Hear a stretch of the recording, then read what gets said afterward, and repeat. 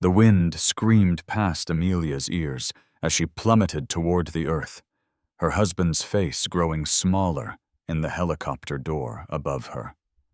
The last thing she saw was Damien's cold smile, not the loving expression of a man who had just lost his wife in a tragic accident, but the calculated look of someone who had just committed murder. 3 seconds earlier, she had been leaning out of the helicopter, marveling at the beautiful landscape below. Damien had suggested this romantic helicopter ride for their 5th wedding anniversary, and she had been so touched by the gesture. He rarely did anything romantic anymore, always buried in his work at the investment firm where he was a senior portfolio manager. "Look down there, honey," he had said, his voice barely audible over the helicopter's rotor blades. "See how small everything looks from up here?" She had smiled and leaned forward, pressing her face against the cool glass. That's when she felt his hands on her back. Not gentle, not loving, but firm and deliberate. The safety harness that should have been securing her had been loosened, she realized too late. The door that should have been locked was suddenly open. "Damien, what are you?" But the words were lost in the wind as his hands pushed hard against her shoulders, sending her tumbling into the vast emptiness below. For a moment she couldn't process what was happening. This had to be an accident. Her husband of 5 years couldn't do this to her. As she fell, fragments of the past few months flashed through her mind. Damien's sudden interest in life insurance policies. His insistence that they both increase their coverage for protection. The way he had been working late, more often the smell of perfume that wasn't hers lingering on his clothes. The credit card bills showing expensive dinners at restaurants they had never been to together. The ground rushed up to meet her, and Amelia closed her eyes, preparing for the end. She thought about her childhood growing up in Savannah with her grandmother, who had raised her after her parents died. She thought about her job as a graphic designer, all the projects she had worked on, all the clients she had helped. She thought about the marketing degree she had earned through night school, the dream she had put on hold when she married Damien. But instead of the hard ground, she felt the sharp branches of a massive pine tree breaking her fall. Pain shot through her body as she crashed through the canopy, each branch slowing her descent. Her left arm snapped with a sickening crack, and she felt her ribs break as she hit a thick branch. Blood ran down her face from cuts made by the smaller branches, but she was alive. She landed hard in a pile of leaves at the base of the tree, every bone in her body screaming in pain. Above her, she could hear the helicopter circling, probably making sure she was dead. She forced herself to remain still, to play dead, even though every instinct told her to scream for help. The helicopter circled 3 more times before flying away. Only then did Amelia allow herself to move to take inventory of her injuries. Her left arm was definitely broken. She had several broken ribs, and she was bleeding from dozens of cuts. But she was alive, and more importantly, she was angry. She managed to crawl to the edge of the small clearing where she had landed. In the distance, she could see a hunting cabin with smoke coming from the chimney. Using her good arm, she began dragging herself toward it, leaving a trail of blood behind her. Each movement sent waves of pain through her body, but she refused to give up. It took her 2 hours to reach the cabin. The elderly hunter who owned it, Mr. Gable, found her collapsed on his porch. He called 911 immediately, and within minutes an ambulance was rushing her to the nearest hospital. As the paramedics worked on her, Amelia made a decision. She wouldn't tell anyone the truth about what had happened, not yet. She would let Damien think his plan had worked, let him believe she was dead, and then when he least expected it, she would destroy him. The last thing she remembered before losing consciousness was the paramedic asking her what had happened. "Accident," she whispered through cracked lips. "Helicopter accident." But it wasn't an accident, and Damien was about to learn that some falls don't kill you. They just make you stronger. Amelia woke up in the hospital 3 days later to find a nurse checking her vitals. The woman's name tag read Claire, and she had kind eyes that reminded Amelia of her grandmother. "Well, hello there, miracle girl," Claire said with a warm smile. "You gave us quite a scare. The doctors weren't sure you were going to make it." Amelia tried to speak, but her throat was raw and dry. Claire quickly brought her a cup of water with a straw, helping her take small sips. The cool liquid felt like heaven against her parched throat. "What happened to me?" Amelia asked, though she remembered everything with painful clarity. "Helicopter crash," Claire said, consulting her chart. "You fell from about 200 feet according to the rescue team. It's a miracle you survived. That old pine tree saved your life. The branches broke your fall just enough." Amelia nodded slowly, processing the information. "My husband, He's fine, honey. Been here every day since they brought you in. The poor man is beside himself with grief and worry. He's down in the cafeteria right now, but I can call him if you'd like." "No," Amelia said quickly. "Not yet. I need some time to remember everything." Claire nodded understandingly. "You have a severe concussion, so some confusion is normal. Take your time. Your husband mentioned that you two were on a romantic helicopter ride for your anniversary when something went wrong with the aircraft. He said you were thrown from the helicopter when it hit some turbulence." Amelia's jaw tightened. So that was going to be his story. She had been thrown from the helicopter due to mechanical failure or turbulence, not pushed by her loving husband who wanted to cash in on her life insurance policy. "The pilot," she asked. "What happened to him?" "He's in the ICU, but he's stable. Managed to crash land the helicopter in a field about a mile from where you fell. He's been asking about you, actually. Keeps saying he doesn't understand what happened, that everything was working fine one moment, and then—" Claire trailed off, seeming to realize she might be saying too much. "Well, I'm sure the investigators will figure it all out. The important thing is that you're alive and recovering." After Claire left, Amelia stared at the ceiling, her mind racing. The pilot was alive, which meant there was a witness to what had really happened.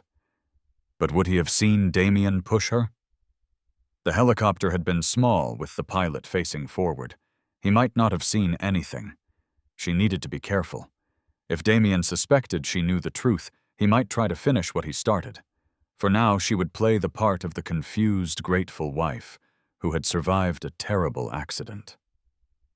When Damien finally came to visit that evening, Amelia was ready for him. She had practiced her expression in the reflection of the window, confused, loving, slightly scared. She had thought about what she would say, how she would act.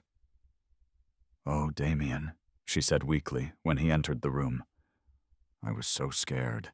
I thought I was going to die." Damien's face was a mask of concern, but Amelia could see something else in his eyes, disappointment, frustration. He had been expecting to find her dead, and instead she was very much alive. "Thank God you're okay," he said, moving to her bedside and taking her good hand. "I was so worried. When I saw you fall from the helicopter, I thought I had lost you forever." His hand felt cold against hers, and she had to fight the urge to pull away. This was the same hand that had pushed her to what should have been her death. "I don't remember much," she lied. "Just falling and then waking up here. The nurse said there was some kind of mechanical problem with the helicopter." "That's what the investigators think," Damien said smoothly. "The pilot is still unconscious, so we don't know for sure what happened. But the important thing is that you're alive and going to be okay." They talked for a few more minutes, with Damien playing the role of the devoted husband perfectly. He told her about how he had been beside himself with worry, how he had barely left the hospital since she was brought in. He mentioned that he had already contacted their insurance company about the accident, just to make sure all her medical bills would be covered. After he left, Amelia lay in her hospital bed, staring at the ceiling. She knew she couldn't stay here much longer. As soon as she was discharged, She would need to disappear before Damien realized she knew the truth about what he had done. She began making plans. She would need help, and she knew exactly who to call. Her best friend from college, Chloe, who now worked as a private investigator in New Orleans. Chloe had always been suspicious of Damien, had warned Amelia that something seemed off about him. She would help. The next morning, Amelia asked Claire for a private moment. "I need to make a phone call," she said. "But I don't want my husband to know about it. Can you help me?" Claire looked concerned. "Is everything okay, honey? You seem troubled." "I just need to call an old friend," Amelia said. "Someone who can help me remember some things about the accident. I'm still so confused about what happened." Claire nodded and brought her a phone. When she was sure she was alone, Amelia dialed Chloe's number. "Chloe, it's Amelia. I need your help, and I need you to trust me. Something terrible has happened, and I think my husband tried to kill me." Chloe arrived at the hospital the next day, disguised as a visiting nurse from another department. She was a tall woman with sharp features and an even sharper mind qualities that made her an excellent private investigator. "I've been doing some digging since you called," Chloe said quietly, as she pretended to check Amelia's vitals. "And girl, you're not going to like what I found." She handed Amelia a folder hidden inside a medical chart. "Damien took out a $2 million life insurance policy on you 6 months ago. He's been making payments from a separate account you don't know about." Amelia's heart sank, even though she had expected this.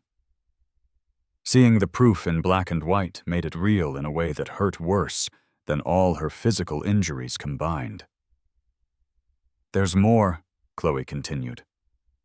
"He's been having an affair with his personal assistant, Isabella Romano. I have photos of them together at hotels, restaurants, even at your house when you were working late nights on a big design project." The photos were like knife wounds to her heart. There was Damien, the man she had loved and trusted, kissing another woman in their bed. Isabella was younger than Amelia, with long blonde hair and a figure that came from expensive gym memberships. In the photos, Damien looked happier than Amelia had seen him in years. "How long?" Amelia asked. "At least 8 months, maybe longer. I talked to some people at his firm. The affair is pretty much an open secret there. Everyone knows except you." Amelia felt tears burning her eyes, but she refused to let them fall. She had cried enough over Damien. Now it was time for action. "I need you to help me disappear," she said. "Let Damien think I died from my injuries. I want him to feel safe, secure in his new life with Isabella. And then I want to destroy him." Chloe smiled grimly. "I was hoping you'd say that. I've already started working on it. I have a contact who can help us fake your death, someone who works in the medical examiner's office. We can make it look like you died from internal injuries, complications from the fall." Over the next 2 days, they worked out the details. Chloe would help Amelia escape from the hospital and disappear. They would stage her death to look like she had died suddenly from internal bleeding related to her injuries. Damien would be free to collect the insurance money and live his new life with Isabella. But while he was enjoying his newfound freedom, Amelia would be building her own new life and planning his destruction. "I want to know everything about him," Amelia told Chloe. "His work, his finances, his weaknesses. I want to know more about Damien than he knows about himself." Chloe nodded. "I'm already on it. Did you know he's been embezzling money from his clients? Small amounts, but regular. He's been using the money to pay for his dates with Isabella." This was news to Amelia. Damien had always been so careful with money, always lecturing her about budgeting and saving. To learn that he had been stealing from his clients was another betrayal. "His company is Westbrook Financial, right?" Amelia asked, "where he works as a senior portfolio manager." "That's right. It's a boutique firm, very exclusive. The owner, Mr. Westbrook, is getting close to retirement. Word is he's looking to sell the company in the next year or two. An idea began forming in Amelia's mind. Find out everything you can about Westbrook Financial. I want to know their finances, their client list, their vulnerabilities. If Damien thinks he's going to benefit from my death, he's about to learn how wrong he is. The night before her staged death, Amelia lay in her hospital bed, thinking about the life she was leaving behind. She had been Amelia Sterling, a designer who had put her husband's dreams before her own. She had worked extra freelance jobs to help pay for his business. School had put her own education on hold to support his career.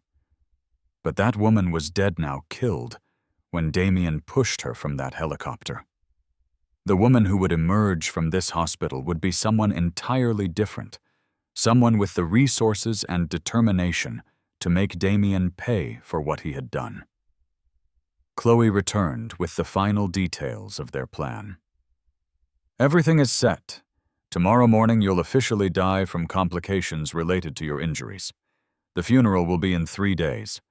Damien has already started planning it. He's going with a closed casket, which makes our job easier. And after that, you become Natalia Cruz, a wealthy widow who made her fortune in real estate investments. I've been building your new identity for months: bank accounts, credit history, even a backstory about your late husband's business empire. You'll have enough money to do whatever you want. Where did the money come from? Chloe smiled.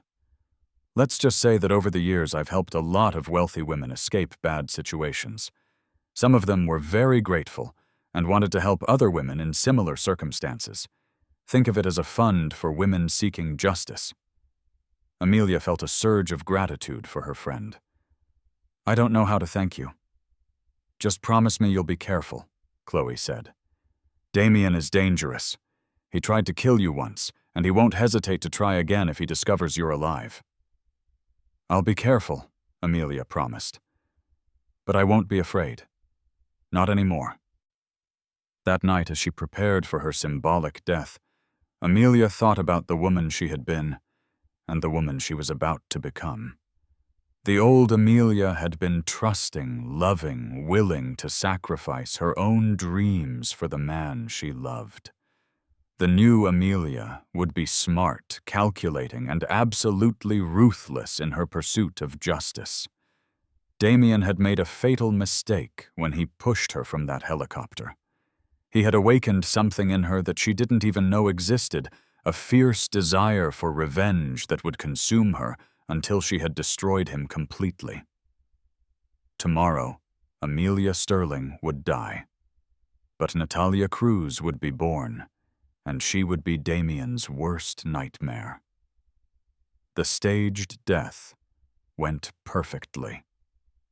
At 6:47 a.m., Amelia Sterling was officially pronounced dead from internal bleeding caused by complications from her helicopter accident. The doctor who signed the death certificate was one of Chloe's contacts, a woman who had her own reasons for helping victims of domestic violence escape their abusers.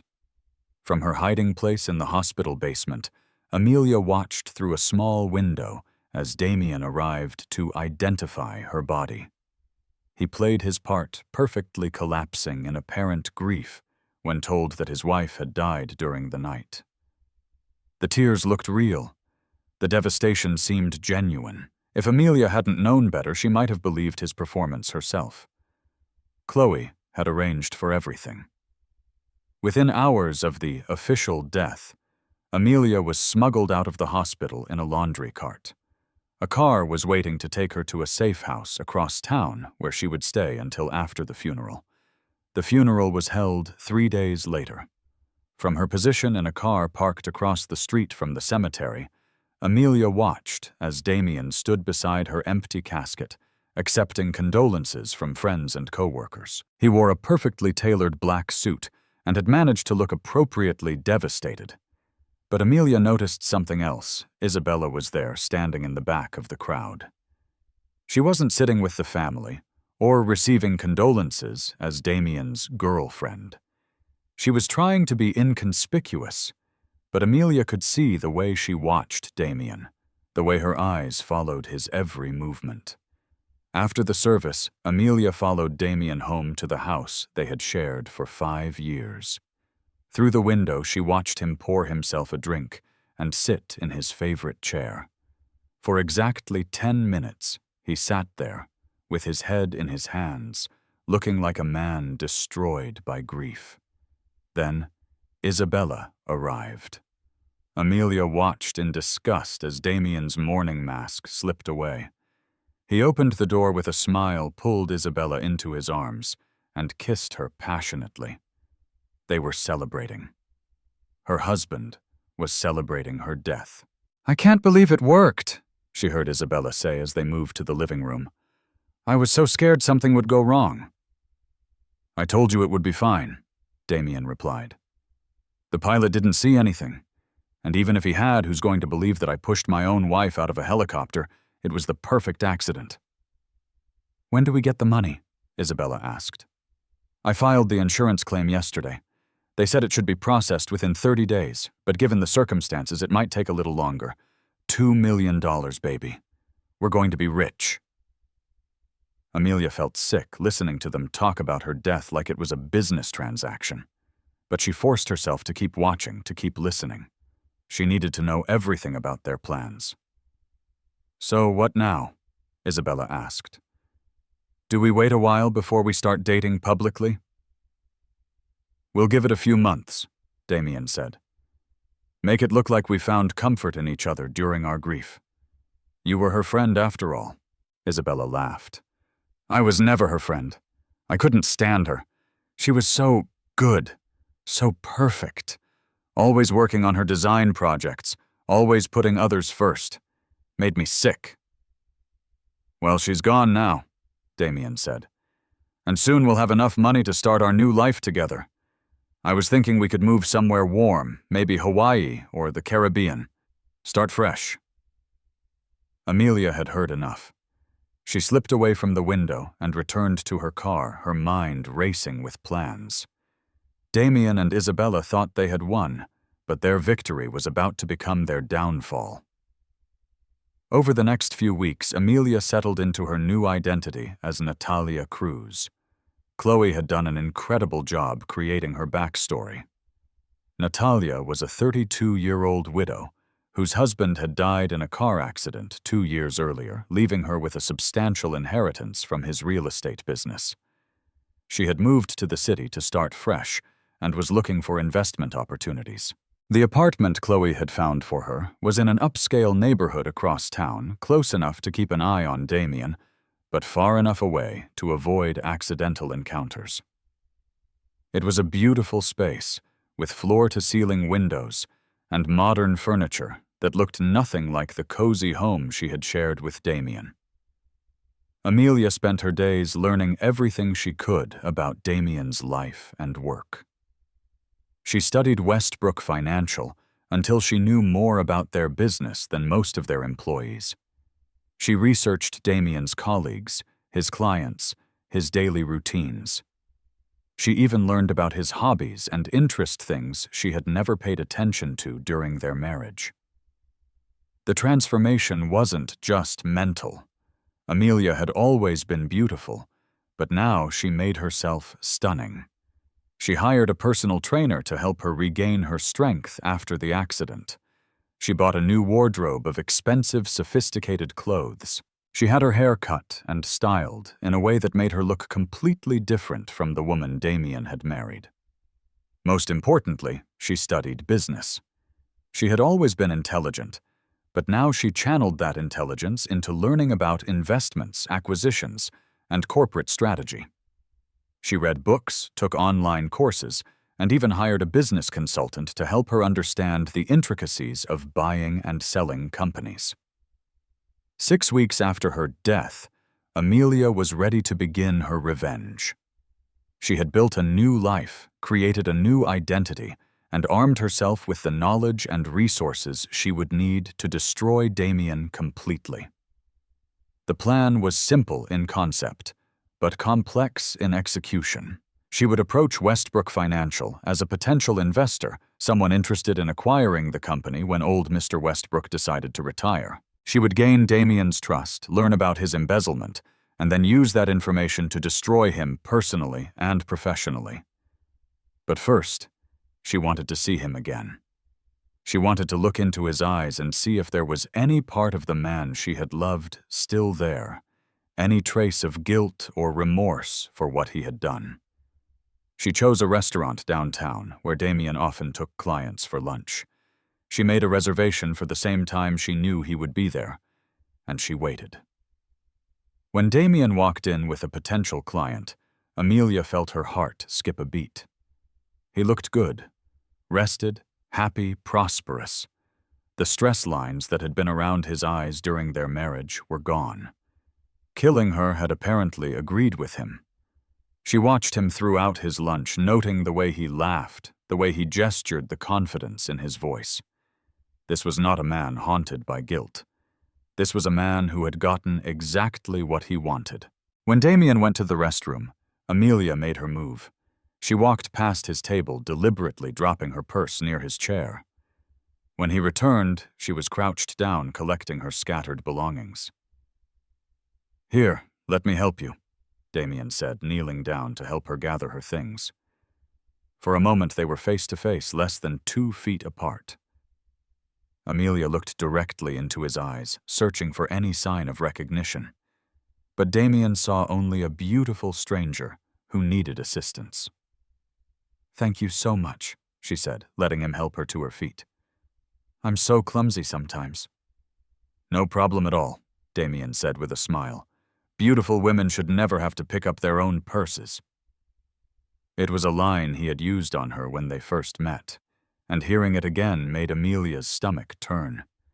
But she smiled back, playing the part of the charmed stranger. "I'm Natalia Cruz," she said, extending her hand. "Damien Sterling," he replied, shaking her hand. "Nice to meet you, Natalia." And with that simple exchange, Amelia's revenge began. Natalia Cruz lived in a world that Amelia Sterling had never known. She owned a penthouse apartment with a view of the city skyline, drove a Bentley, and wore designer clothes that cost more than Amelia used to make in a month. But the most important difference was the power that came from having money and being underestimated. Chloe had done exceptional work creating Natalia's background. She was a successful real estate investor who had built a portfolio of properties across 3 states. Her husband, Mateo Cruz, had been a successful developer who died in a sailing accident, leaving her with a substantial inheritance and a keen interest in business ventures. "The key to a good cover story is keeping it simple," Chloe had explained. "Don't get too creative with the details. The less you have to remember, the less chance there is of making a mistake." Natalia's first few weeks in her new life were spent learning to be wealthy. She hired a financial advisor to help her manage her investments, joined an exclusive country club where she could network with other successful professionals, and even took lessons in wine tasting and art appreciation. She needed to be able to move convincingly in the circles where she would encounter Damien. The most difficult part was learning to be ruthless. Amelia had always been a people pleaser, someone who put others' needs before her own. Natalia needed to be different, calculating, strategic, willing to do whatever it took to achieve her goals. Her first test came when she decided to approach Westbrook Financial. She had learned that the company was indeed looking for an investor, someone who could help them expand their operations and eventually take over when Mr. Westbrook retired. It was the perfect opportunity to get close to Damien. She spent 2 weeks preparing for her initial meeting with Mr. Westbrook.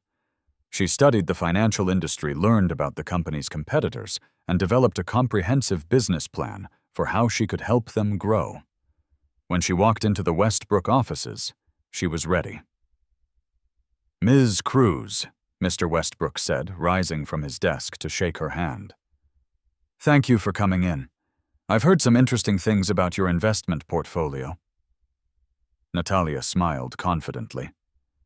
"I'm always looking for opportunities to work with well-established companies that have good leadership and growth potential. From what I've researched, Westbrook Financial fits that description perfectly. The meeting went better than she had hoped. Mr. Westbrook was impressed by her business acumen and her willingness to invest significant capital in the company. They discussed the possibility of her buying a stake in the business with the option to acquire the entire company when he was ready to retire. "I'd like you to meet some of our key employees," Mr. Westbrook said. "Get a feel for the team you'd be working with. We have some excellent people here, including our senior portfolio manager, Damian Sterling. He's been with us for 7 years and really knows the business." Natalia felt her pulse quicken, but she kept her expression neutral. "I'd be happy to meet your team. Understanding the human resources is crucial to any successful investment." They scheduled a meeting for the following week. Natalia would come in for a full-day meeting with department heads and getting a comprehensive overview of the company's operations. Damian would be one of the people she'd meet with, though he wouldn't know she was coming. The night before the meeting, Natalia stood in front of her bathroom mirror, applying makeup with steady hands. She had practiced this moment dozens of times, but now that it was here, she felt a mixture of excitement and terror. Tomorrow she would see Damian again, and this time she would be in control. She chose her outfit carefully, a gray pinstripe suit that was expensive, but not flashy, with a silk blouse and sapphire earrings. She wanted to look successful and sophisticated, but not so glamorous that she would be memorable for the wrong reasons. The day of the meeting, Natalia arrived at Westbrook Financial at 9 a.m. sharp. Mr. Westbrook greeted her personally and began introducing her to his staff.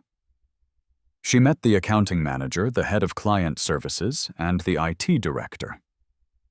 Each introduction was professional and brief, but Natalia paid attention to every detail, filing away information that might be useful later. "And this is our senior portfolio manager, Damian Sterling," Mr. Westbrook said as they entered Damian's office. "Damian, I'd like you to meet Natalia Cruz. She's considering investing in our company." Damian looked up from his desk, and for a moment Natalia saw something flicker in his eyes, a flash of recognition that was quickly replaced by confusion. He stood up and extended his hand, his professional smile firmly in place. "Ms. Cruz, it's a pleasure to meet you," he said. "I think we may have met before, actually, at Le Bernardin restaurant a few weeks ago. You dropped your purse." Natalia smiled and shook his hand, noting how soft his palms were. Damian had always been proud of his soft hands, claiming they showed he was a professional, not a laborer. "Yes, I remember. Thank you again for your help that day. It's funny how small the world can be." "Indeed it is," Damian replied. "Please have a seat. Mr. Westbrook tells me you're interested in investing in our company. That's exciting news." For the next hour, Natalia listened as Damian explained the portfolio management process, the company's investment strategies, and his role in managing client assets. He was articulate and knowledgeable, and Natalia could see why Mr. Westbrook valued him. But she also noticed things that Mr. Westbrook probably didn't see: the way Damian's eyes lingered on her figure, the slightly flirtatious tone he used when he thought his boss wasn't listening. Most importantly, she noticed his computer screen.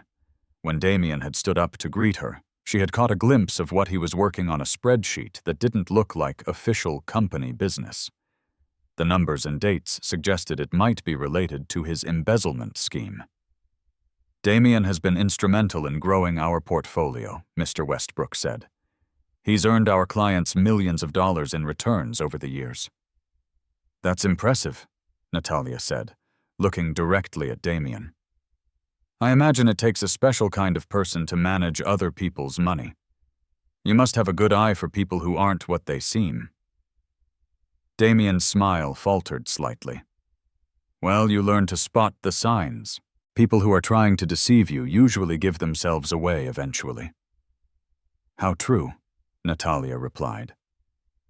"I've found that the biggest frauds are often the ones who seem most trustworthy on the surface."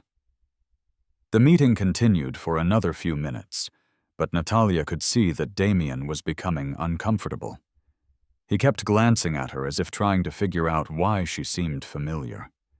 She decided it was time to leave before he started asking too many questions. "Thank you so much for your time, Mr. Sterling," she said, standing up.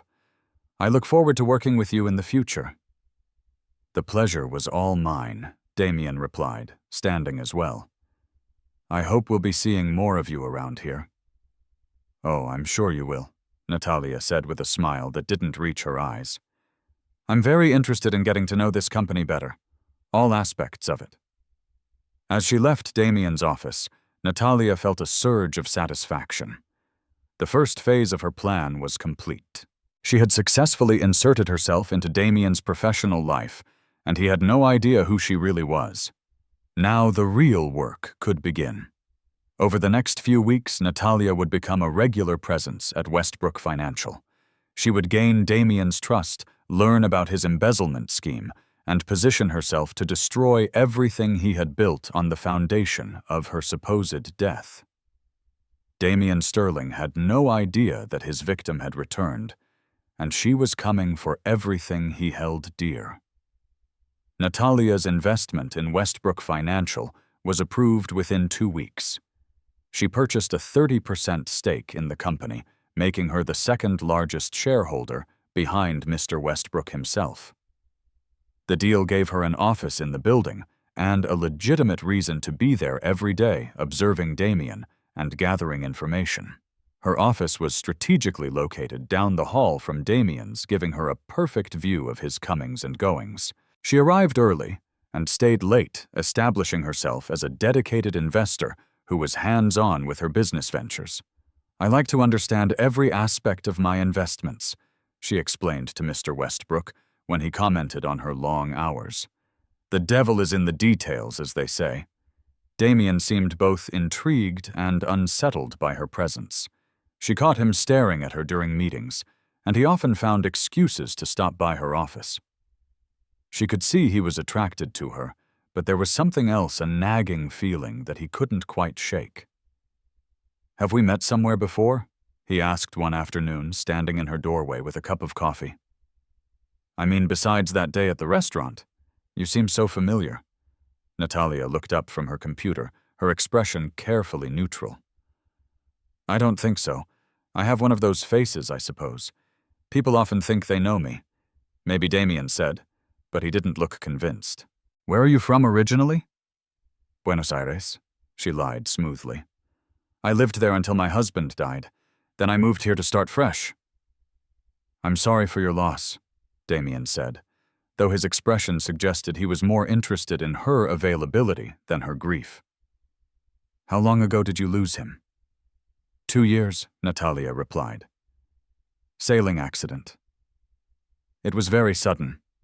Damien's expression softened slightly, and Natalia could see him calculating whether enough time had passed for her to be ready for a new relationship. She had to resist the urge to laugh at his transparency. "That must have been difficult," he said. "But you seem to be doing well for yourself now. I've learned to focus on building something positive from the pain," Natalia said. Sometimes the worst experiences in life can lead to the best opportunities. Over the following weeks, Natalia began to implement the second phase of her plan. She used her position at the company to gain access to financial records, employee files, and operational data. What she found was even worse than she had expected. Damien's embezzlement wasn't limited to small amounts skimmed from client accounts. He had been systematically stealing from the company for over 2 years, creating fake investment portfolios and diverting the funds to his own offshore accounts. The total amount was close to $500,000. But Natalia also discovered something else. Damien wasn't the only one involved. Isabella, who worked as his personal assistant, had been helping him by falsifying documents and covering his tracks. They had been stealing from clients while planning to kill Amelia for her insurance money. Natalia made copies of all the evidence, storing it in a secure location. She wasn't ready to expose Damien yet. First, she wanted to destroy his personal life the same way he had tried to destroy hers. She began by learning everything she could about his relationship with Isabella. Through careful observation and strategic questioning of other employees, she discovered that the affair had been going on for nearly a year before her death. Damien had been promising Isabella that he would leave his wife, but he had been reluctant to give up the financial security of his marriage. Natalia also learned that Isabella was not the sweet, innocent personal assistant she pretended to be. She was ambitious and manipulative, and she had been pressuring Damien to get rid of his wife so they could be together openly. In many ways, Isabella had been the driving force behind the murder plot.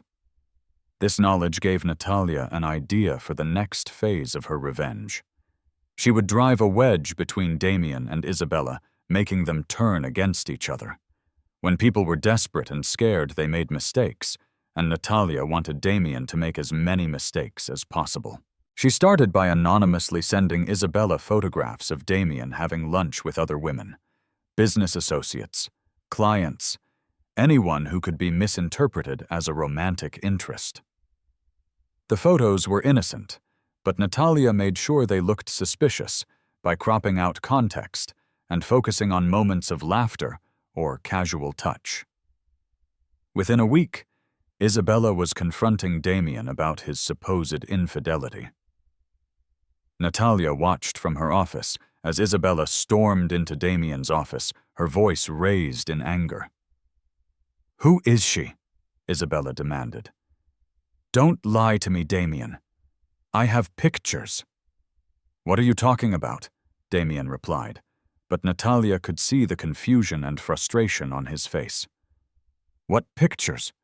"The ones of you with that redhead at the grill last Tuesday, and the blonde at the coffee shop on Thursday. How many women are you seeing?" Natalia had to bite her lip to keep from smiling. The redhead was a financial analyst from another firm, and the blonde was a client discussing her retirement portfolio. But Isabella's jealousy was making her see threats where none existed.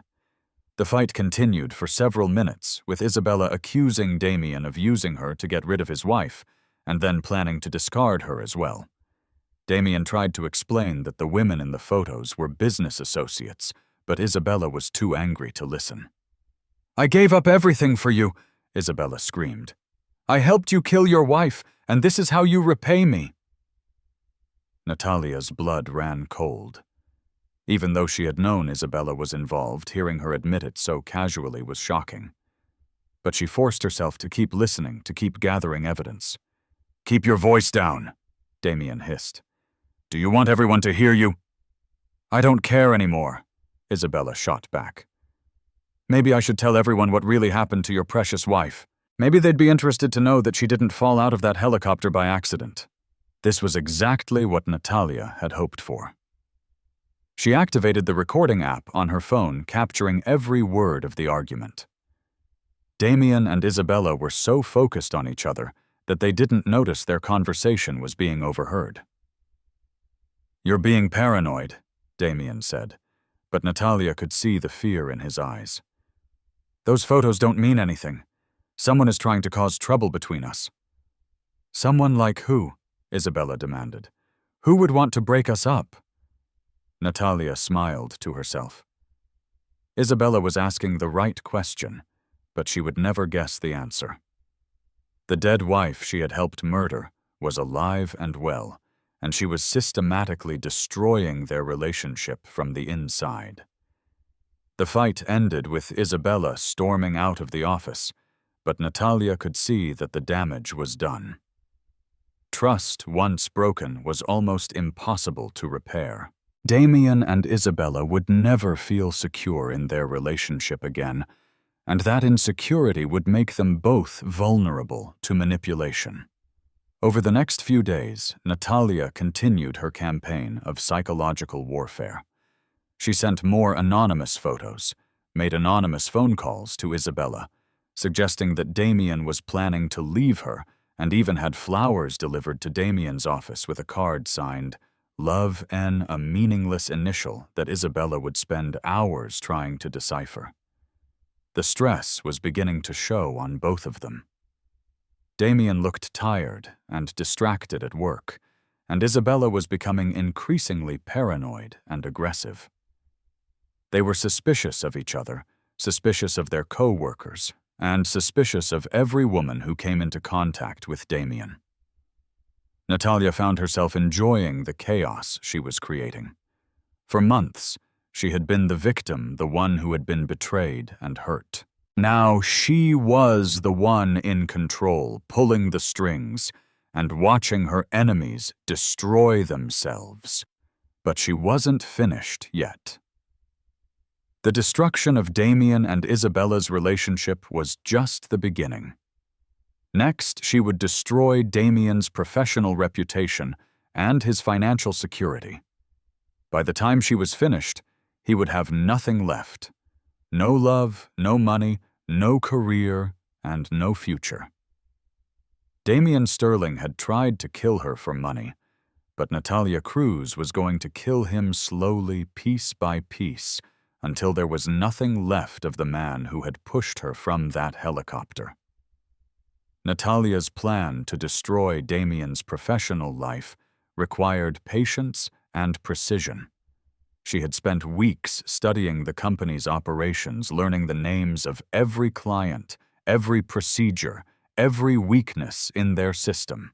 Now she was ready to use that knowledge against him. The first step was to position herself as Damien's ally. She began scheduling regular meetings with him, ostensibly to learn more about his department for her investment portfolio. During these meetings, she was charming and attentive, asking thoughtful questions, and showing genuine interest in his work. "You really know this business," she told him during one of their sessions. "I'm impressed by how you've grown your client portfolios. It's clear why Mr. Westbrook values you so highly." Damien preened under her praise, his ego responding exactly as Natalia had expected. "I've worked hard to build this department," he said. "When I started here, our investment strategies were a mess. I've earned our clients millions." "I can see that," Natalia replied. "In fact, I've been thinking about creating a new fund within the company, one focused on high-risk, high-reward ventures. Someone with your experience would be invaluable in leading that initiative." The suggestion that Natalia might create a new fund and that Damien might lead it was exactly what she had hoped would happen. Damien's eyes lit up with greed and ambition. "I'd be very interested in discussing that," he said. "I have a lot of ideas about how we could generate massive returns." Over the following weeks, Natalia cultivated Damien's trust by sharing her supposed business plans with him. She talked about investing in tech startups, emerging markets, and other speculative ventures. Damien saw dollar signs and the possibility of a massive promotion, maybe even a partnership. Meanwhile, Natalia continued her campaign against Isabella. She escalated her psychological warfare by having expensive gifts delivered to Damien's office, a case of his favorite scotch, a new set of golf clubs, even a trip to a luxury resort in Aspen with a note that read, "Looking forward to our future together." Isabella intercepted most of these deliveries, and each one made her more suspicious and angry. The tension between Damien and Isabella was affecting their work performance. They were arguing more frequently, and other employees were beginning to notice. Natalia made sure to document every incident, every raised voice, every suspicious glance. She also began to subtly sabotage Damien's work. Using her access to company records, she made small changes to his client reports. Nothing dramatic enough to be noticed immediately, but enough to create problems later. She altered transaction dates, changed fund allocations by small increments, and even lost some key investment documents. The sabotage was carefully planned to look like mistakes rather than deliberate acts. Natalia knew that if Damien's work suddenly became terrible, it would be suspicious. But if his performance gradually declined, it would look like he was becoming careless and unreliable. The strategy worked perfectly. Within a month, Damien was dealing with increasingly frustrated clients who claimed their portfolios weren't performing as expected. Investment returns were down, transaction fees were wrong, and communication was spotty. "I don't understand what's happening," Damien complained to Natalia during one of their meetings. "I've been doing this job for 7 years, and suddenly I'm making mistakes I've never made before." "Everyone goes through rough patches," Natalia said sympathetically. "You've been under a lot of stress lately. Maybe you need a vacation." "Maybe," Damien said, but he looked worried. "I can't afford to mess up now, especially with the company considering a new fund. Mr. Westbrook is counting on me." Natalia nodded understandingly, all while knowing that she was the cause of his problems. "Is there anything I can do to help? I have experience in operations management. Maybe I could review some of your procedures, see if there's something that could be improved." Damien was desperate enough to accept her offer.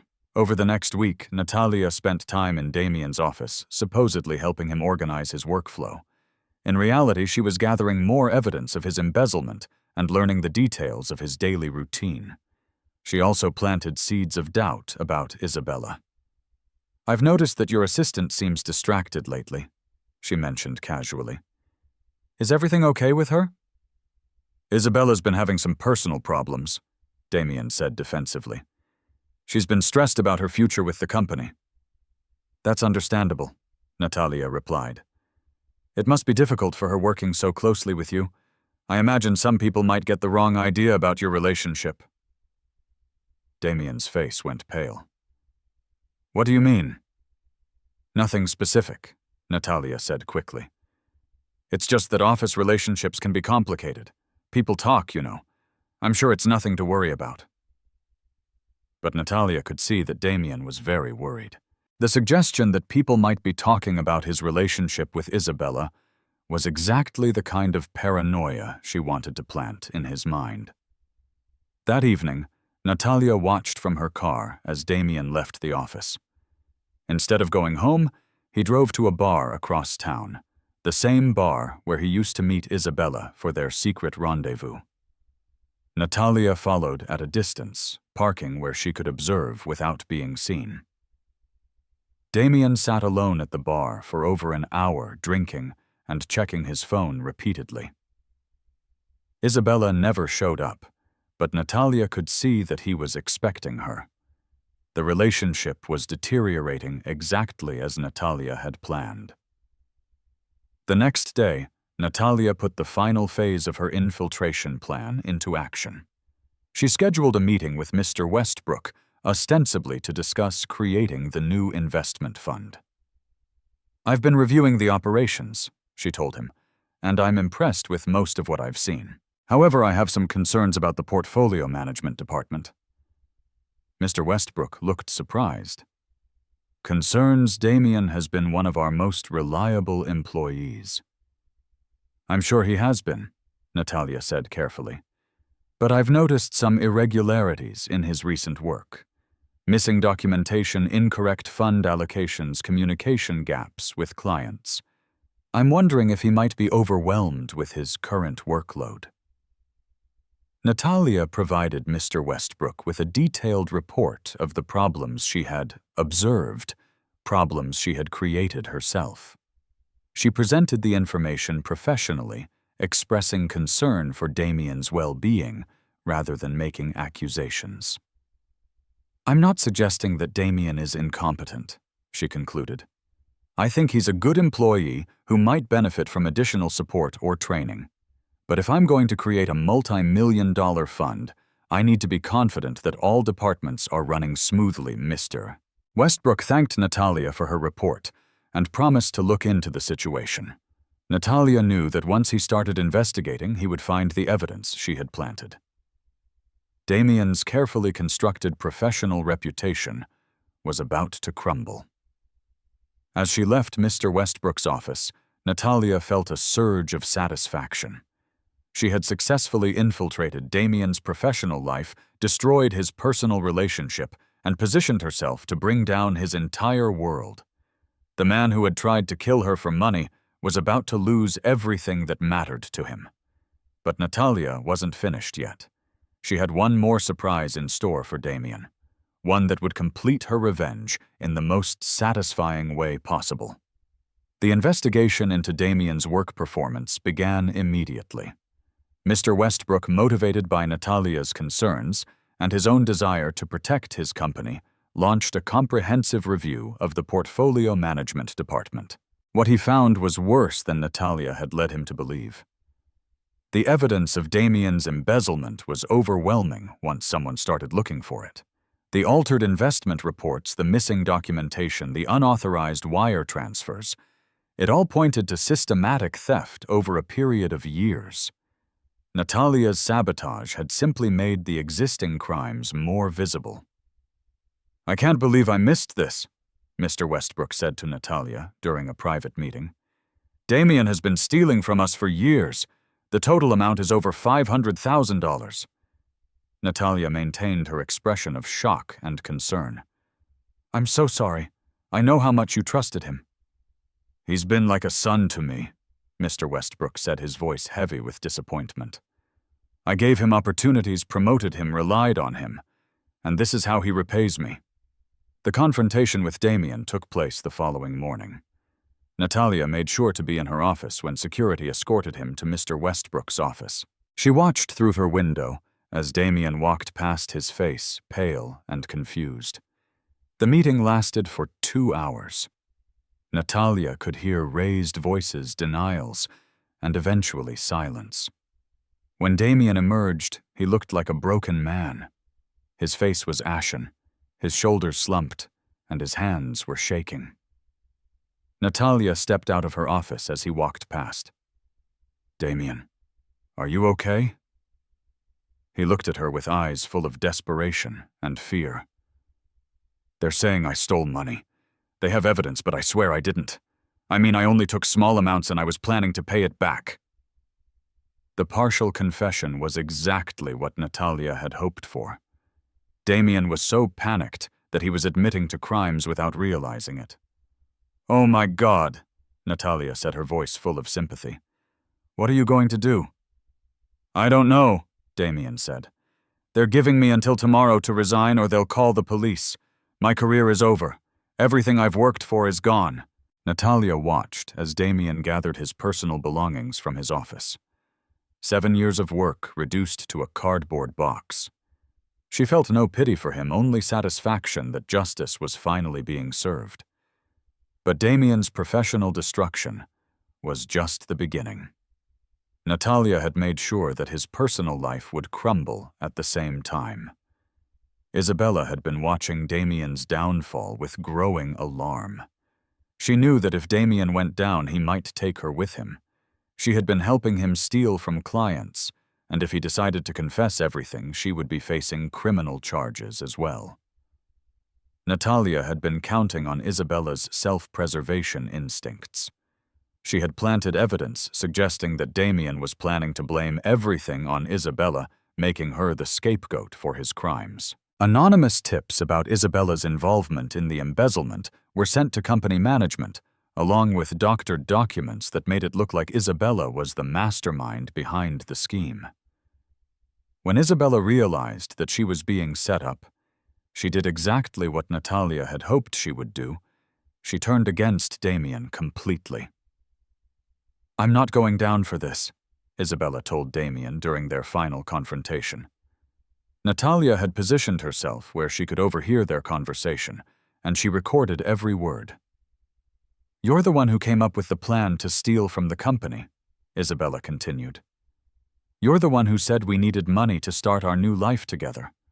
And you're the one who killed your wife for the insurance money." "Keep your voice down," Damien hissed. "Do you want everyone to know?" "I don't care anymore," Isabella shot back. "You used me, Damien. You made me help you steal, you made me help you commit murder, and now you're trying to pin everything on me." "Well, I'm not going to let that happen." Natalia could hardly believe what she was hearing. Isabella was confessing to helping with the murder plot, and she was doing it where Natalia could record every word. "If you try to blame me for the embezzlement," Isabella continued, "I'll tell everyone what really happened to your wife. I'll tell them how you planned her death, how you loosened her safety harness, how you pushed her out of that helicopter. I'll tell them everything." Damien's face went white. "You wouldn't dare." "Try me," Isabella said. "I have nothing left to lose. You've destroyed my life, my career, my future. The least I can do is make sure you go down with me." The recording Natalia had captured was perfect. It contained confessions to both embezzlement and murder spoken by the two people who had committed the crimes. It was exactly the evidence she needed to ensure that Damien would face justice for what he had done to her. But Natalia wasn't ready to turn the recording over to the police yet. She wanted to savor Damien's complete destruction first. She wanted to watch him lose everything: his job, his money, his freedom, and his future. Over the next few days, Natalia watched as Damien's world collapsed around him. He was fired from his job and blacklisted from the financial industry. The insurance company refused to pay out on Amelia's policy, citing suspicious circumstances and ongoing investigations. His assets were frozen, pending a criminal investigation, and he couldn't find another job. Isabella, meanwhile, had disappeared. She had cleaned out her apartment and left town, probably hoping to avoid criminal charges. But Natalia had made sure that the police would find her eventually. She had provided anonymous tips about Isabella's whereabouts and her involvement in both the embezzlement and the murder plot. Damien was alone, broke and desperate. He had lost everything he had gained from killing his wife, and he was facing the possibility of spending the rest of his life in prison. Natalia had successfully destroyed him, but she still had one more surprise to deliver. She wanted Damien to know who was responsible for his downfall. She wanted him to realize that his victim had survived, that she had returned to destroy him, and that every moment of his suffering was justice for what he had done to her. The final confrontation was coming, and Natalia was ready to reveal herself as the architect of Damien's destruction. The man who had tried to kill her was about to learn that some people are much harder to kill than they appear. Natalia chose the timing of her revelation carefully. She waited until Damien was at his lowest point, jobless, broke, and facing criminal charges. She wanted him to be completely powerless when he learned the truth about who had been orchestrating his downfall. The confrontation took place in Damien's apartment, the same apartment where he had celebrated Amelia's death with Isabella just months earlier. Natalia had obtained a key through her private investigator contacts, and she let herself in while Damien was out, desperately searching for employment. She sat in his living room, waiting in the same chair where she had watched him kiss Isabella the night of her funeral. The irony was not lost on her. When Damien returned home, he was carrying a stack of rejection letters from potential employers. His face was gaunt, his clothes were wrinkled, and he looked like he hadn't slept in days. The confident, successful man who had pushed her from the helicopter was gone, replaced by a broken shell of a person. "Hello, Damien," Natalia said calmly. Damien jumped, dropping his letters. "What are you doing here? How did you get in?" "Sit down," Natalia said, her voice cold and commanding. "We have a lot to discuss." "I'm calling the police," Damien said, reaching for his phone. "Go ahead," Natalia replied. "I'm sure they'd be very interested in hearing the recording I have of you and Isabella discussing how you murdered your wife." Damien's hand froze. "What are you talking about?" Natalia pressed play on her phone, and Isabella's voice filled the room. "You're the one who killed your wife for the insurance money. How you planned her death. How you loosened her safety harness. How you pushed her out of that helicopter." The color drained from Damien's face. "Where did you get that? I was there when you and Isabella had your little argument," Natalia said. "I've been there for everything, Damien. Watching you, documenting your crimes, destroying your life, piece by piece." "Who are you?" Damien asked, though Natalia could see the recognition beginning to dawn in his eyes. Natalia stood up slowly, moving closer to him. "Look at me, Damien. Look closely. Don't you recognize your own wife?" Damien's legs gave out, and he collapsed into a chair. "That's impossible." Amelia is dead. She died in the hospital. I went to her funeral. You went to an empty casket, Natalia said. I've been alive this whole time planning your destruction. Every problem you've had, every mistake you've made, every relationship you've lost, it was all me. But how? The helicopter you fell. I survived, Natalia said simply. The tree broke my fall. I was hurt, but I lived. And while I was recovering, I realized something important. I didn't want to be Amelia Sterling anymore. She was weak, trusting, naive. She believed in love and marriage and happily ever after. She's dead, Damien. You killed her when you pushed her from that helicopter. Damien was hyperventilating, his face pale and sweaty. This can't be happening. You're supposed to be dead. I am dead, Natalia said. Amelia Sterling is dead. I'm Natalia Cruz now, and I'm a very wealthy, very powerful woman, powerful enough to destroy you completely. She pulled out a folder and dropped it on the coffee table. This contains all the evidence of your embezzlement, your affair with Isabella, and your plan to murder me. It also contains the recording of your confession. I could turn this over to the police right now and you'd spend the rest of your life in prison. Damien stared at the folder, his hands shaking. What do you want? I want you to understand what you've lost, Natalia said. You killed your wife for $2 million in insurance money. Money you'll never see. You threw away a marriage with a woman who loved you, supported you, worked extra jobs to pay for your education. You destroyed your career, your reputation, your future. And for what, a personal assistant who ran away the moment things got difficult. Amelia, please. My name is Natalia, she said sharply. Amelia Sterling died in that helicopter. You made sure of that. Damien broke down, completely sobbing into his hands. I'm sorry. I'm so sorry. I never meant for any of this to happen. Isabella, she pushed me to do it. She said we'd never be happy unless I was dead, Natalia finished. Yes, I heard that part of your confession too. Please don't turn me in, Damien begged. I'll do anything. I'll give you everything I have. Natalia laughed, a sound without warmth. You don't have anything, Damien. That's the point. I've already taken everything from you. Your job, your money, your girlfriend, your future. There's nothing left. Then why are you here? Why tell me all this? Because I wanted you to know, Natalia said. I wanted you to understand that your victim didn't just disappear. She came back, and she destroyed you completely. Every moment of suffering you've experienced in the past few months, that was justice. Natalia walked to the window, looking out at the city where she had built her new life. I'm going to give you a choice, Damien. I can turn this evidence over to the police right now, and you'll spend the next 20 years in prison for embezzlement and attempted murder. Or what? Or you can disappear. Leave town tonight. Never come back. Change your name. Start over somewhere else. Live the rest of your life looking over your shoulder, wondering if today is the day I decide to turn you in. Damien looked up at her with desperate hope. You'd let me go? I'm not letting you go, Natalia said. I'm giving you the same choice you gave me when you pushed me from that helicopter.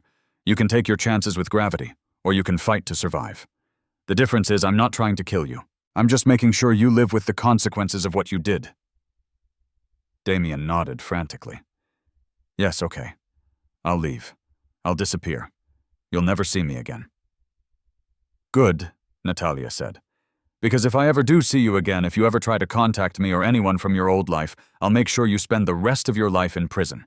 And prison is not kind to men who try to murder their wives. She moved toward the door, then paused. Oh, and Damien. The insurance company has been asking questions about my death. They're suspicious about the circumstances. If they ever find out I'm alive, they'll want to know why I faked my death. I'll have to tell them the truth about what really happened in that helicopter. The threat was clear. If Damien ever tried to expose her, she would expose him right back. And her story that she had faked her death to escape an abusive husband who had tried to kill her would be much more sympathetic than his. Natalia left Damien's apartment for the last time, knowing she would never see him again. He would disappear, probably change his name, and spend the rest of his life in fear. It wasn't the same as justice, but it was better than he deserved. The next morning, Natalia submitted her final report to the police. The report contained all the evidence of Damien's embezzlement, but it made no mention of the murder plot or her true identity. She told them that Damien had fled town, leaving behind evidence of his crimes. She also submitted a separate report to the insurance company detailing Damien's financial crimes and suggesting that they investigate the circumstances of his wife's death more thoroughly. She knew that eventually they would discover the truth about the helicopter incident, but by then Damien would be long gone. Natalia Cruz had successfully destroyed Damien Sterling, but her revenge was still not complete. She had one more phase of her plan to execute, building a new life that would be everything Amelia Sterling's life had never been. 6 months after Damien's disappearance, Natalia Cruz was a different person entirely. She had used her 30% stake in Westbrook Financial as a stepping stone to build a business empire that spanned multiple industries. The scared, trusting woman who had once worked extra freelance jobs to support her husband was gone, replaced by a shrewd, powerful businesswoman who commanded respect and fear in equal measure. Natalia had purchased the remaining 70% of Westbrook Financial when Mr. Westbrook decided to retire early, citing the stress of Damien's betrayal. She now owned the entire company, employing over 200 people and managing millions of dollars in assets. But that was just the beginning. She had used her success at Westbrook as collateral to secure loans for other ventures. She purchased a boutique marketing firm, invested in luxury real estate developments, and even bought a small art gallery. Everything she touched seemed to turn to gold, and her reputation as a savvy investor spread throughout the business community. The transformation wasn't just professional. Natalia had become beautiful in a way that Amelia had never been. Not just physically, but with the confidence and power that came from controlling her own destiny. She wore expensive clothes, drove luxury cars, and lived in a penthouse apartment that offered a view of the entire city. But the most satisfying part of her transformation was the respect she commanded. People listened when she spoke, deferred to her judgment, and sought her approval. She was no longer the woman who had been pushed around, taken advantage of, and ultimately betrayed. She was the woman who did the pushing now. Natalia was reviewing acquisition reports in her office when her assistant knocked on the door. "Miss Cruz, there's a woman here to see you. She says it's about your late husband." Natalia looked up, curious. Very few people knew about her supposed deceased husband, and she had been careful to keep that part of her cover story vague. "Send her in," Natalia said. The woman who entered was in her 50s, well-dressed, with intelligent eyes and a confident bearing. She introduced herself as Detective Olivia Reed from the NYPD. "Ms. Cruz, I'm investigating a case involving a man named Damien Sterling. I believe you may have known him through your business dealings." Natalia's heart rate increased, but she kept her expression calm. "The name sounds familiar. He worked for Westbrook Financial before I acquired the company, didn't he?" "That's right," Detective Reed said. "He disappeared about 6 months ago, just before charges were filed against him for embezzlement. We've been tracking his movements, trying to locate him." "I'm afraid I can't help you," Natalia said. "I only dealt with him briefly during my acquisition of the company. He was gone before I had a chance to get to know him well." Detective Reed nodded, but her eyes remained sharp. "The interesting thing is, we found evidence that someone had been systematically sabotaging his work in the weeks before his disappearance. Computer records were altered, files were changed, correspondence was deleted. It was a very sophisticated operation." Natalia maintained her composure, but she could feel the detective's scrutiny. "That's unfortunate. Corporate sabotage is a serious crime. Indeed it is, Detective Reed agreed. We also found evidence that someone had been conducting psychological warfare against him. Anonymous photos, mysterious gifts, threats. Someone wanted Damien Sterling to suffer before he disappeared.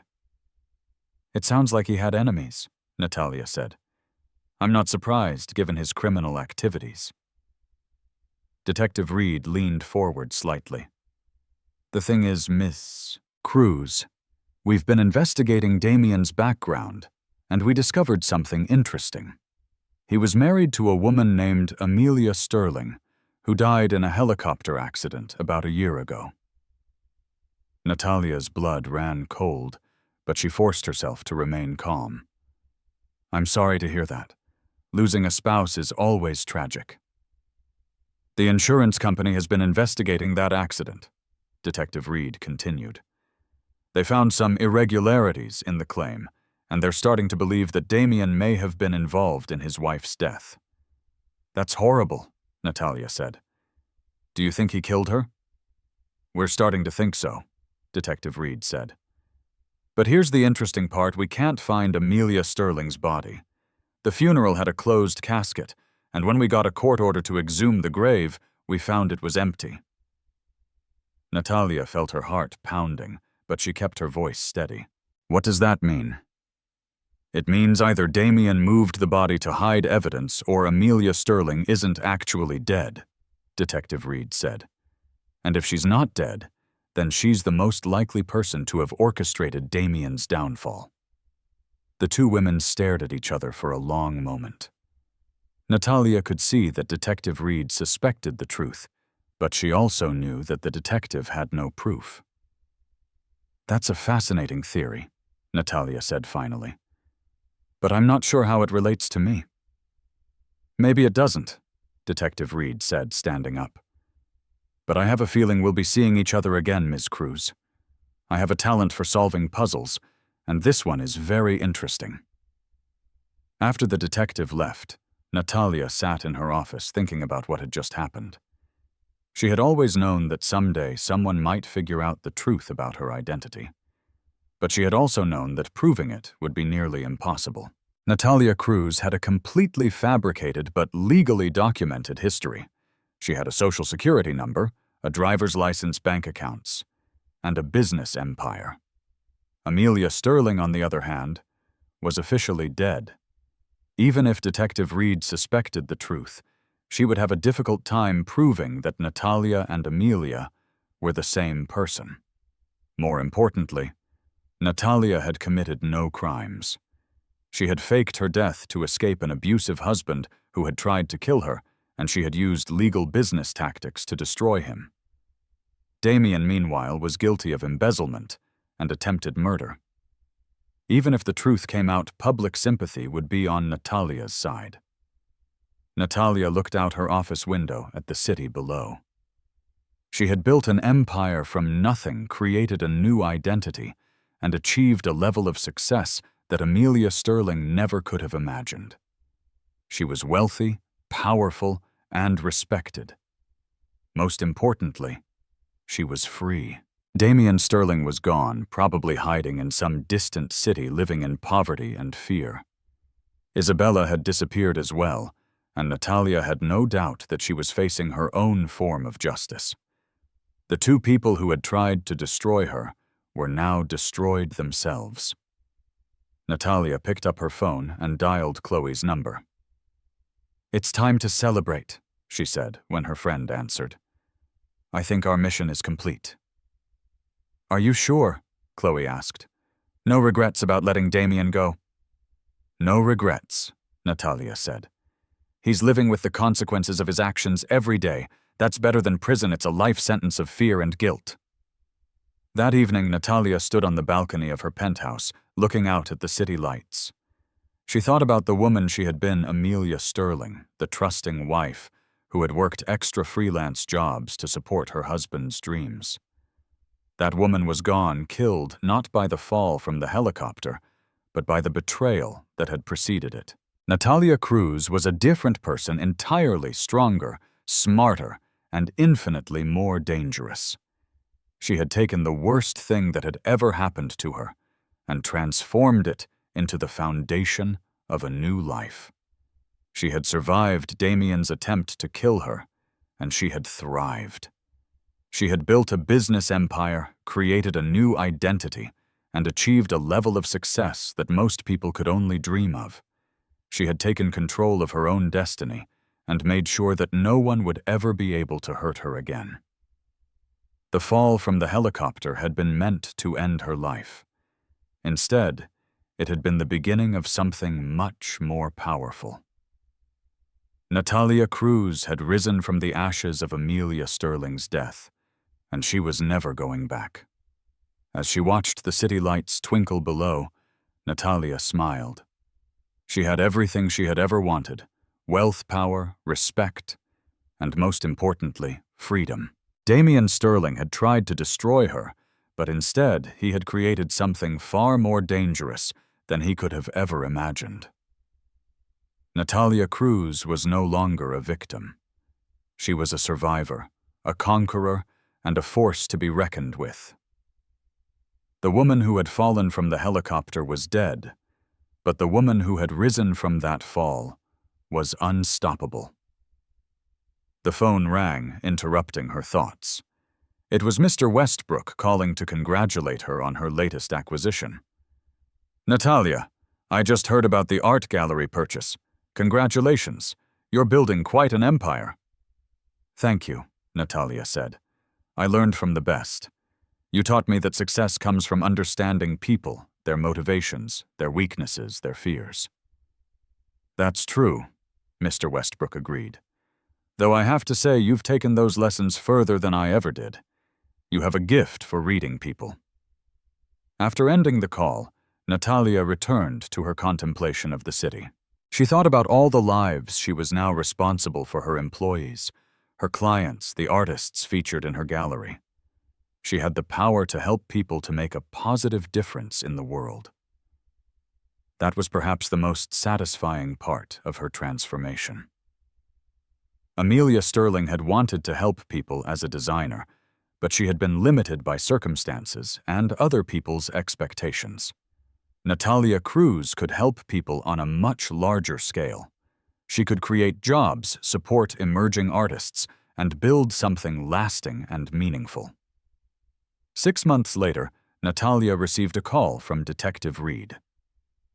Damien Sterling had been found not by the police, but by a private investigator hired by one of his former victims. He was living under an assumed name in a small town in Idaho, working as a janitor and living in a trailer park. "We're bringing him back to face charges," Detective Reed said. "Embezzlement, securities fraud, and attempted murder. He's looking at 25 to life." "I'm glad justice will be served," Natalia said, and she meant it. She had given Damien a chance to disappear and start over, but he had apparently been unable to resist committing new crimes. Some people never learned. "There's something else," Detective Reed said. "He's been telling anyone who will listen that his wife is still alive. He claims she faked her death and framed him. Of course, no one believes him. He's been saying a lot of crazy things since his arrest." Natalia felt a moment of unease, but then she remembered that Damien had no proof of his claims. Even if he told the truth, who would believe a desperate criminal trying to escape justice? "That's unfortunate," Natalia said. "Grief can make people say strange things." After the call ended, Natalia made a decision. It was time to close this chapter of her life completely. She called her lawyer and began the process of legally changing her name from Natalia Cruz to Natalia Cruz Westbrook, honoring the man who had given her the opportunity to build her empire.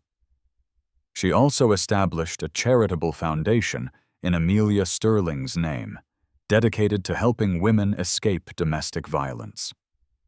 The foundation would provide resources, shelter, and support for women in situations similar to what Amelia had faced. It would be her way of honoring the woman she had been while celebrating the woman she had become.